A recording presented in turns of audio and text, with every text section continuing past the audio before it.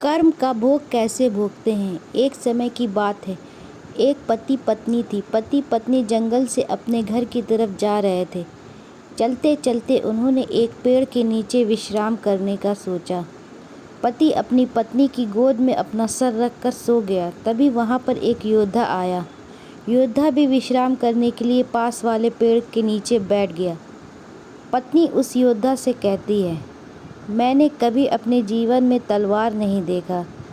क्या आप मुझे कुछ समय के लिए अपनी तलवार देखने का मौका देंगे।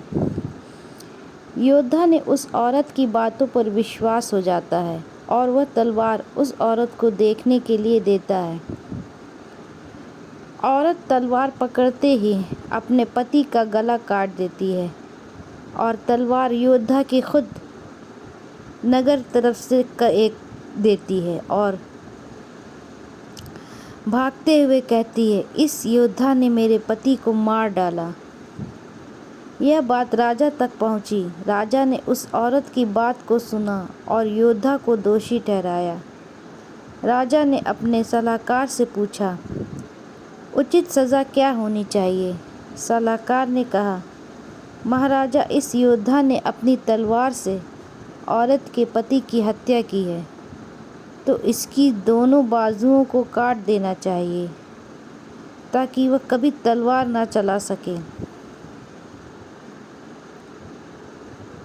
राजा ने ऐसा ही किया। योद्धा की दोनों बाजुओं को कटवाकर उसे छोड़ दिया।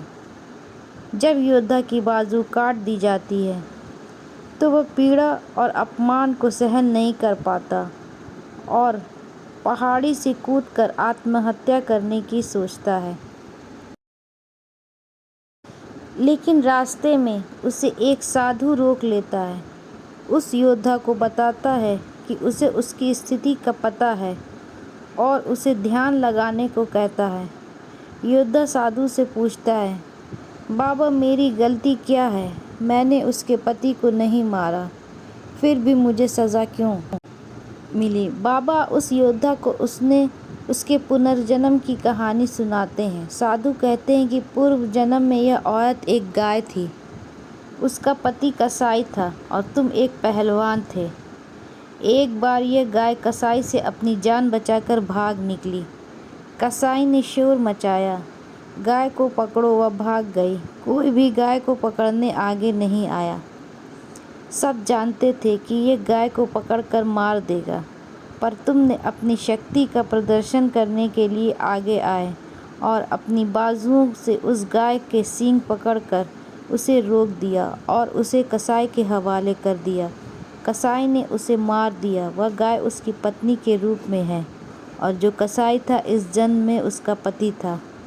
उससे अपना बदला लेने आई थी और तुमने उस गाय को अपनी बाजुओं से पकड़ा था, इसलिए उसने तुम्हारी बाजुओं में कटवा दी। तुम्हें अपने पिछले जन्म के कर्मों की सज़ा इस जन्म में भोगने पड़ रही है।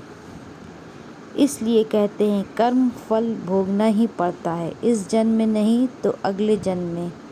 हमें सदा अच्छे कर्म करने चाहिए। जैसे जिसकी सोच वैसे उसके कर्म, जैसे जिसके कर्म वैसे उसके फल। प्लीज़ चैनल को सब्सक्राइब करें और वीडियो को लाइक करें।